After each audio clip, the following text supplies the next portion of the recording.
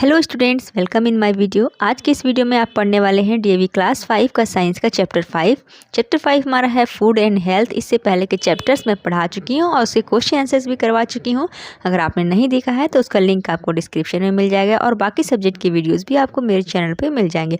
तो वीडियो को लाइक करना नहीं भूलिएगा बच्चों, और अपने फ्रेंड्स को भी शेयर कर दीजिएगा। तो चलिए शुरू करते हैं हमारा आज का चैप्टर नंबर 5।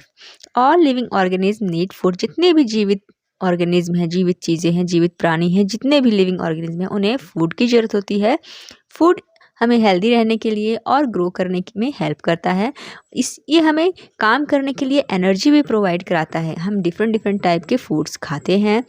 ये हम सिर्फ हमें हमारे टेस्ट को ही सूट नहीं करता है, बल्कि ये हमें जो है डिफरेंट टाइप के न्यूट्रिएंट्स भी प्रोवाइड कराता है। अब ये न्यूट्रिएंट्स क्या है? तो न्यूट्रिएंट्स फूड में प्रेजेंट ऐसा सब्सटेंस है जो हमारे बॉडी के प्रॉपर ग्रोथ और डेवलपमेंट के लिए बहुत ही आवश्यक होता है। ये न्यूट्रिएंट्स क्या क्या होते हैं? ये होता है carbohydrate, proteins, fat, vitamins and minerals. ये सभी क्या है? मेन न्यूट्रिएंट्स हैं जो हमें अलग अलग तरह के फूड स्टफ्स यानी कि अलग अलग तरह के खाद्य पदार्थों से प्राप्त होता है। तो नीचे आपको एक हेल्दी ईटिंग पिरामिड दिया हुआ है। उसमें आपको दिखाया गया है कि हमें किस प्रोपोर्शन में कौन सा फूड स्टफ्स कितना लेना चाहिए, ताकि हमारी जो न्यूट्रिएंट्स की ज़रूरत है एक बैलेंस्ड न्यूट्रिएंट्स की, यानी कि ये नहीं कि आपने एक चीज़ ज़्यादा खा लिया और बाकी चीज़ कुछ खाया ही नहीं। तो हमें हम हेल्दी रहने के लिए एक बैलेंस्ड डाइट लेना चाहिए। तो उसको कितना क्या खाना चाहिए वो दिखाया गया। तो देखिए ये रहा हमारा पिरामिड। तो फर्स्ट देखिए सबसे ज़्यादा हमें क्या खाना चाहिए? Bread and cereals. Eat the most, यानी सबसे ज़्यादा खाना चाहिए। ब्रेड सेरेल्स क्या चीज़ से बने होते हैं? ग्रेन्स वगैरह से बने होते हैं। ब्रेड, रोटी, चावल, दाल, ये सभी सारे ग्रेन्स वाली चीज़ें जो है सबसे ज़्यादा हमें ये खाना चाहिए। और उससे थोड़ा कम हमें फ्रूट्स और वेजिटेबल्स खाने चाहिए। और मॉडरेट क्वांटिटी में, मॉडरेट यानी कि बहुत ज़्यादा भी नहीं और बहुत कम भी नहीं, मॉडरेट यानी कि मीडियम, हमें क्या लेना चाहिए? मिल्क और डेयरी प्रोडक्ट्स। डेयरी प्रोडक्ट्स यानी कि जो भी मिल्क से बने हुए प्रोडक्ट होते हैं, और बीन्स प्रोडक्ट और मीट यानी कि नॉनवेज वगैरह, ये हमें मॉडरेट में लेना चाहिए। और सबसे कम हमें क्या लेना चाहिए? तो हमें फैट यानी कि ऑयली चीज़ें, साल्ट और शुगर, ईट लेस, सबसे कम ये हमें खाना चाहिए ताकि हम फिट एंड हेल्दी रहें। तो हमने देखा क्या कि हमने डिफरेंट टाइप के फूड आइटम्स जो होते हैं वो हमें क्या देते हैं? ये सब जो हम खाते हैं तो इनसे हमें, इनमें एनर्जी गिविंग फूड रहता है, कुछ बॉडी बिल्डिंग फूड होते हैं और कुछ प्रोटेक्टिव फूड होते हैं। ये चीज़ के बारे में आपने पिछले क्लास में भी पढ़ा था, पहले से ही जानते हैं कि एनर्जी गिविंग फूड होता है जिससे हमें एनर्जी मिलती है, और प्रोटेक्टिव फूड होता है, और बॉडी बिल्डिंग फूड होता है। Okay, they should be taken in appropriate amount so that our diet is balanced. हमें इन्हें अप्रोप्रिएट अमाउंट में यानी कि पर्याप्त मात्रा में लेना चाहिए ताकि जो हमारा डाइट है वो बैलेंस्ड रहे। तो देखिए बैलेंस डाइट में हमें क्या क्या लेना चाहिए? तो हमें लेना चाहिए कार्बोहाइड्रेट जो कि हमें एनर्जी प्रोवाइड कराता है। प्रोटीन्स भी लेना चाहिए जो कि हमें ग्रो करने में और हमारे वर्न आउट टिश्यूज़ यानी कि जो भी हमारे शरीर में टूट फूट होती है उसकी मरम्मत करने के लिए ज़रूरत होती है। फिर फैट चाहिए जो कि हमें एनर्जी और वार्मथ प्रोवाइड कराता है। विटामिन्स की भी ज़रूरत होती है हमारे प्रॉपर बॉडी के प्रॉपर फंक्शन के लिए, और मिनरल्स की भी ज़रूरत बॉडी के प्रॉपर फंक्शन के लिए होती है। तो ये हमने देख लिया कि न्यूट्रिएंट्स हमें क्या क्या चाहिए एक बैलेंस डाइट के लिए। आगे हम देखते हैं हेल्थ के बारे में। तो बच्चों हेल्थ क्या होता है? तो हेल्थ कोई भी जो कम्प्लीटली फिजिकली और मेंटली फिट होता है, ठीक होता है। फिजिकली यानी कि वो शारीरिक रूप से, और मेंटली यानी कि दिमागी रूप से बिल्कुल ठीक है, वो हेल्थ कहलाता है। हमें गुड हेल्थ मेंटेन करने के लिए जो हमारे बॉडी को ज़रूरत होती है वो क्या क्या ज़रूरत होती है? तो फर्स्ट हमें बैलेंस्ड डाइट लेना चाहिए, फिर हमें रेगुलर एक्सरसाइज करना चाहिए, प्रॉपर रेस्ट करना चाहिए, गुड पर्सनल हाइजीन यानी कि हमें अपना हाइजीन का ध्यान रखना चाहिए, नहाना चाहिए, क्लीन एंड हाइजेनिक सराउंडिंग्स, और हमें अपने आसपास को भी साफ रखना चाहिए। अगर हम ये सारे जो नीड्स हैं हमारे बॉडी के, इन्हें हम इन सब को कम पूरा नहीं करते हैं तो हम सभी क्या होंगे? बीमार पड़ सकते हैं और हमें डिजीजेज हो सकते हैं, बीमारियां हो सकती हैं। ये डिजीजेज क्या होती हैं? तो चलिए यहाँ पे देखते हैं डिजीजेज क्या हैं।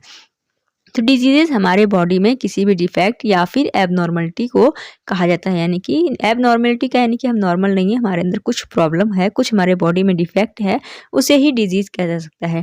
डिजीजेस कई कारण से हो सकते हैं। हमारे बॉडी के किसी पार्ट का माल फंक्शनिंग से, यानी कि हमारे बॉडी का कोई पार्ट जो है वो अगर ठीक से काम नहीं कर रहा है उसे भी डिजीज़ कह सकते हैं। और फिर अगर हमें हमारे बॉडी में किसी तरह के विटामिन और मिनरल्स की कमी हो जाती है तो उससे भी हमें डिजीज़ हो सकते हैं। तो डिजीज़ को मेनली 2 कैटेगरीज में बांटा गया है। 2 टाइप्स के डिजीज़ होते हैं। फर्स्ट होता है नॉन कम्युनिकेबल डिजीज़ और सेकंड होता है कम्युनिकेबल डिजीज़ेज। तो नॉन कम्युनिकेबल डिजीज़ क्या होते हैं बच्चों? जो कि एक दूसरे से फैलते नहीं हैं। और कम्युनिकेबल डिजीज़ क्या होते हैं? जो कि एक दूसरे से बहुत तेज़ी से फैलते हैं, जैसा कि हाल ही में आपने देखा होगा कोरोना, जो कि बहुत तेज़ी से फैलने वाला कम्युनिकेबल डिजीज़ है। तो चलिए इनके बारे में आगे हम और डिटेल में पढ़ते हैं। नॉन कम्युनिकेबल डिजीज़ेज़ क्या हैं? तो जो डिजीज़ेज जो कि आसानी से ट्रांसमिटेड नहीं होते हैं एक पर्सन से दूसरे पर्सन में, उन्हें क्या कहा जाता है? नॉन कम्युनिकेबल डिजीज़ कहा जाता है। While some of the diseases may be present at birth, a number of them are caused due to deficiency of some particular nutrients।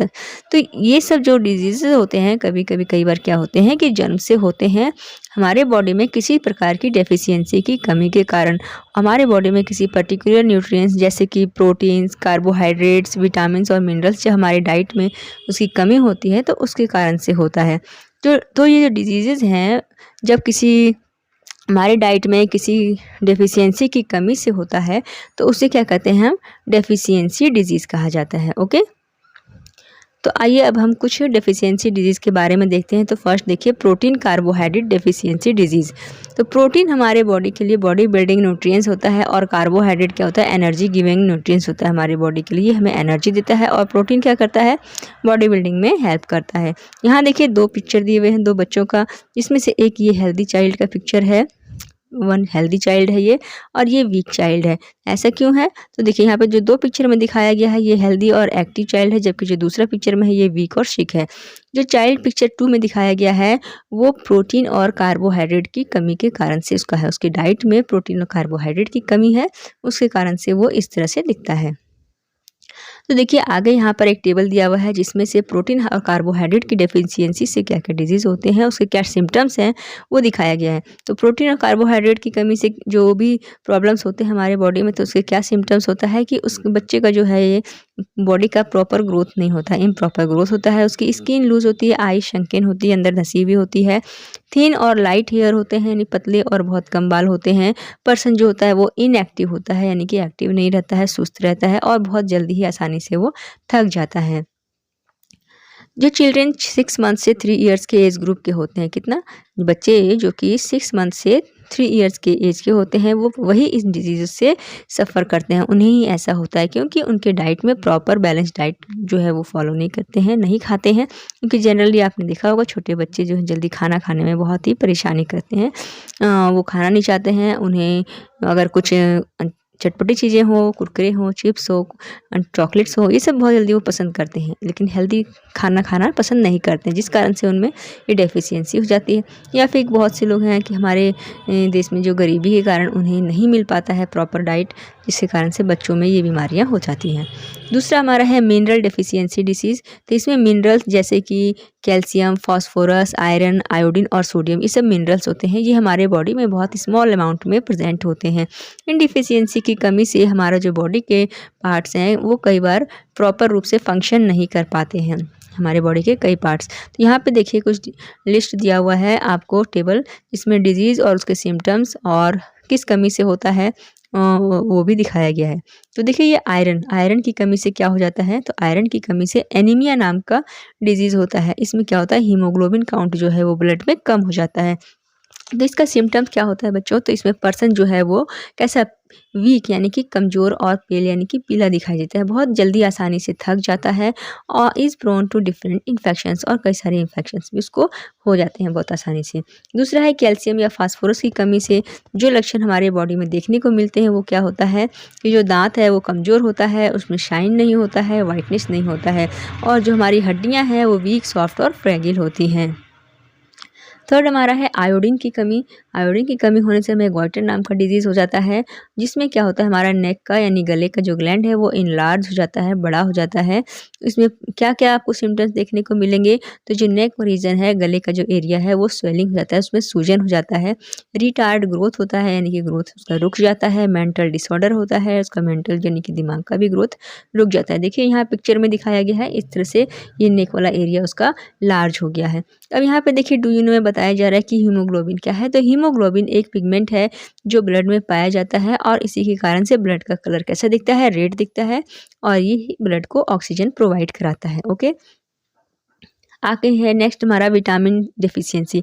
Vitamin की डेफिशिएंसी के बारे में हमने क्लास 4 में ऑलरेडी पढ़ा था कि कितने तरह के विटामिन्स होते हैं और उनके क्या-क्या फंक्शंस हैं और क्या-क्या सोर्सेज हैं जिनसे हमें विटामिन्स की प्राप्ति होती है। तो यहाँ पे एक टेबल बनाया हुआ है जिसमें दिया गया है कि कौन से विटामिन की कमी से कौन सी डेफिशिएंसी होती है और उसके क्या सिम्पटम्स हैं। तो फर्स्ट हमारा विटामिन ए है, उसकी कमी से क्या होता है, नाइट ब्लाइंडनेस होता है यानी रात में दिखाई नहीं देना। इसमें आदमी क्या सिम्पटम्स दिखाई देते हैं, इसमें डिम लाइट यानी कम रोशनी में देख नहीं पाता है इंसान, डलनेस इन आइज़, आइज़ में डलनेस होता है, ड्राई और स्केली स्किन हो जाता है इसमें इसकी कमी से। नेक्स्ट है बी, विटामिन बी की कमी से बेरी-बेरी नाम का डिजीज़ होता है। कौन सा? बेरी-बेरी नाम का डिजीज़ होता है। इसमें एक्सट्रीम वीकनेस होता है यानी बहुत ज़्यादा वीकनेस होता है। बॉडी की किसी पार्ट में पैरालिसिस भी हो सकता है। विटामिन सी की कमी से स्कर्वी नाम का डिजीज़ होता है, जिसमें जो हमारे गम्स हैं, मसूड़े हैं, उसमें सूजन आ जाता है, ब्लीडिंग होता है, दाँत लूज़ हो जाते हैं हमारे और जो जॉइंट्स हैं उनमें दर्द होता है। विटामिन डी की कमी से रिकेट्स नाम का डिजीज़ होता है, जिसमें कि हड्डियाँ सॉफ्ट और कमज़ोर हो जाती हैं और बो शेप्ड लेग हो जाता है। जैसा कि देखिए यहाँ पिक्चर में दिखाया गया है कि लेग का शेप इस टाइप में हो जाता है। ये है हमारा स्कर्वी, जिसमें देखिए गम्स ऐसे दाँत लूज़ हो जाते हैं अलग-अलग और जो मसूड़े हैं उसमें सूजन हो जाता है। और रिकेट्स में देखिए ये हम जो बो शेप्ड यानी धनुष के शेप में ऐसे पैर टेढ़े हो जाते हैं। आगे देखिए डू यू नो में बताया गया है कि 1910 में एक अमेरिकन साइंटिस्ट ने पाया कि जो चावल है उसका जो आउटर लेयर होता है, जो चावल हम खाते हैं उसके आउटर लेयर में एक कर्नेल होता है, एक नाम का सब्सटेंस होता है जिसे क्या कहा जाता है, थायमिन कहा जाता है। इसकी ज़रूरत हमारे बॉडी को होती है, जो क्योंकि इसके अगर ये थायमिन की कमी हो जाती है तो उससे क्या होता है, बेरी-बेरी नाम का डिजीज़ हो जाता है। तो ये बेरी-बेरी नाम के डिजीज़ से हमें बचाता है। This substance is called vitamin B1. इस सब्सटेंस को विटामिन बी1 भी कहा जाता है क्योंकि इस विटामिन की सबसे पहले खोज हुई थी। विटामिन बी की कई सारे सीरीज़ हैं, इसमें विटामिन बी1, 2, 3, 4 इस तरह से, तो इसे बी1 नाम दिया गया क्योंकि इस विटामिन की सबसे पहले खोज हुई थी।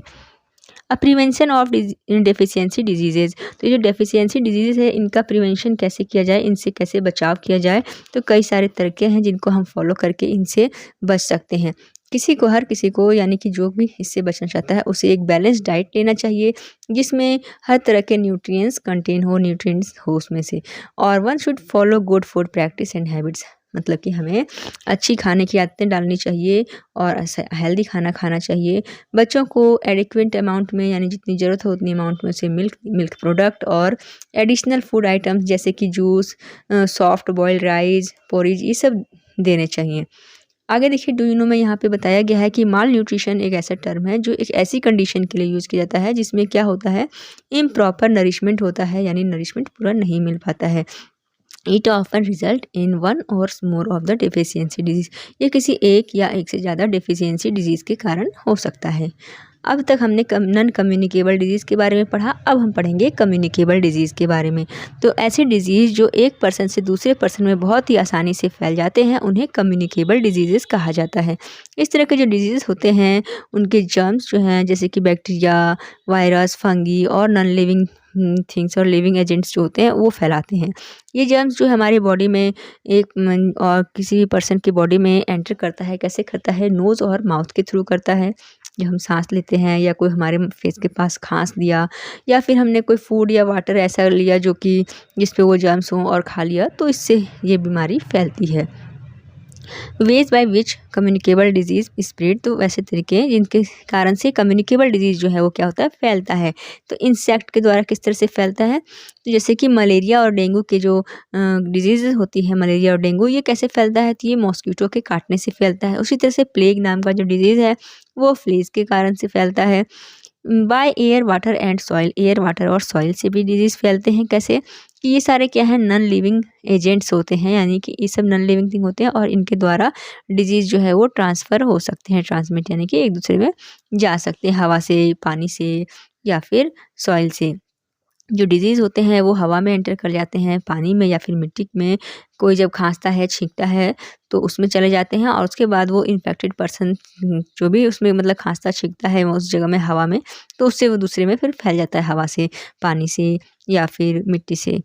दे can then enter the body to another person, उसके बाद वो दूसरे बॉडी के पर्सन में एंटर कर सकते हैं। Germs of common cold, common cold यानी कि जो नॉर्मली हमें खांसी जुकाम होता है, मिसल्स, चिकन पॉक्स, ये सभी हवा से बहुत तेज़ी से फैल जाते हैं। और कुछ डिजीज़ जैसे कि कॉलेरा, टाइफाइड, जॉन्डिस, ये सभी पानी से फैलते हैं। अगर हमने वैसे पॉल्यूटेड कोई वाटर पी लिया तो उससे फैल जाता है। अब क्या क्या हमें करना चाहिए कम्युनिकेबल डिजीज़ को रोकने के लिए, तो हमें देखिए यहाँ पे कुछ पॉइंट्स बताए गए हैं। तो जितने भी आर्टिकल्स हैं या और कपड़े हैं, आर्टिकल्स यानी जितना भी सामान और कपड़ा है किसी भी इन्फेक्टेड पर्सन का, उसे डिसइंफेक्टेड करना चाहिए, यानी कि उसे अच्छे से धो के धूप में सुखाना चाहिए या फिर उसे सैनिटाइजर से साफ़ करना चाहिए। हमें हमेशा जो है सो नाक और मुंह जो है वो कवर करना चाहिए जब कभी भी हम छींकें और खांसी, तो हमारे अपने आसपास के इन्वायरमेंट को क्लीन और हाइजीन रखना चाहिए। जो पानी है पीने का, सॉरी, जो वाटर है वो हमें अपने आसपास, घर के आसपास स्टैग्नेट नहीं करना चाहिए, उसे जमने नहीं देना चाहिए कि कहीं गड्ढे वगैरह, कोई बर्तन वगैरह में पानी है तो वो नहीं जमा करके रखना चाहिए, क्योंकि ये जो स्टैग्नेट वाटर होता है ना, जमा हुआ पानी, ये मॉस्किटोज़ का ब्रीडिंग प्लेस होता है, यानी मॉस्किटो के जन्म, यहाँ पे इनकी का जन्म होता है यहाँ पर। It is important to keep on changing the water in room cooler, यानी कि ये बहुत ज़रूरी है कि हमें अपने रूम कूलर का, फ्लावर पॉट का और भी जो कोई कंटेनर है जिसमें 3 से 4 दिन से ज़्यादा पानी है तो उसे चेंज करते रहना चाहिए।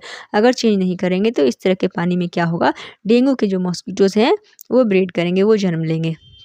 Vaccination must be done to prevent many diseases, बहुत से डिजीज़ के लिए वैक्सीनेशन हो गया है, यानी कि इंजेक्शन वगैरह आता है जिससे कि उससे बचा जा सकता है, जैसे कि मेसल्स, पोलियो और चिकन पॉक्स, इन सब का वैक्सीनेशन किया जाता है जब बच्चे छोटे होते हैं उसी समय, तो इससे हम इन बीमारियों से बच सकते हैं वैक्सीनेशन से भी। तो ये चैप्टर आपका यहाँ पे कंप्लीट हो जाता है। Thank you for watching. जल्द ही मैं ऐसे क्वेश्चन आंसर्स की भी वीडियो आपको प्रोवाइड करा दूँगी।